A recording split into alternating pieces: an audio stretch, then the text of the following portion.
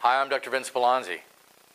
I like to refer to exercise and all the benefits that it has. In fact, when I teach my classes or even when I give lectures, I tell people right off the bat, if I ask you any question, exercise is a right answer because there are so many things that physical activity does for the body. It just keeps it working.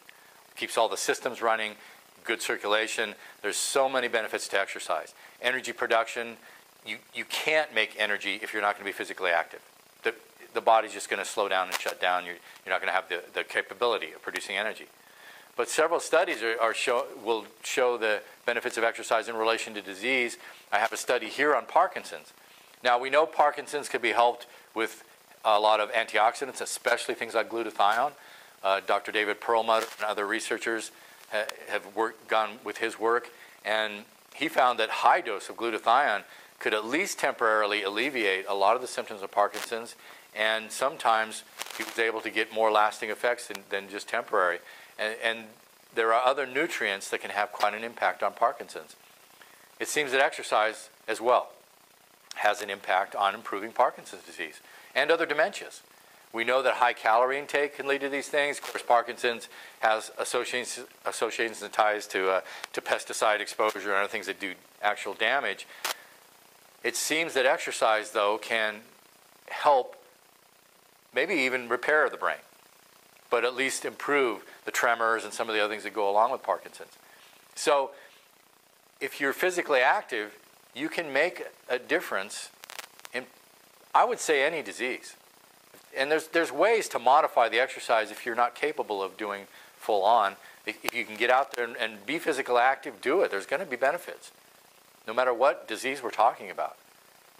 Even the exercise-induced asthmas and other things that people are sometimes told not to exercise with, I've always seen improvement. We just have to take it a little bit slower, step by step. But you've got to do exercise at enough of intensity to get physical changes. That's the key, though, that exercise will physically change things. You can rebuild the neural network, the nerves. You can rebuild muscle. You can rebuild bone, organs. Your body will come back. It will regenerate if there's enough time and there's not complete destruction of something. And exercise is the key to driving that system. The biggest reason, again, is energy production. If you want more energy, to some people it doesn't make sense. People tell me many times, well, I'll exercise when I have the energy. Well, unless you're sleep deprived or something, you're just not going to catch up. The way that your body produces energy is because you demanded it. It's pretty much the reason your body does a lot of things.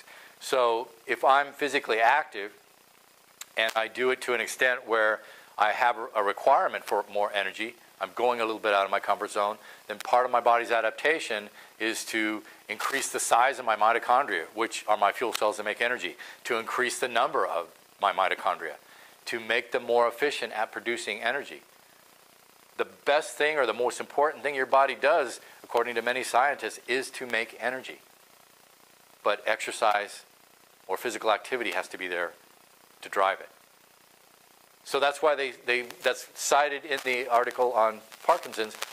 Cellular energy, bioenergy, is actually being produced to help the brain to function better. The body is stimulating the growth of new cells. The neural network is facilitated. If you've ever looked at the nerves on an athlete and the blood vessels, they're much larger. They actually work better because, in a sense, the athlete's been using them. And there's an athlete in every one of you. So this is Dr. Vince Bellonzi. Get out and move around a little bit. There will be a payoff.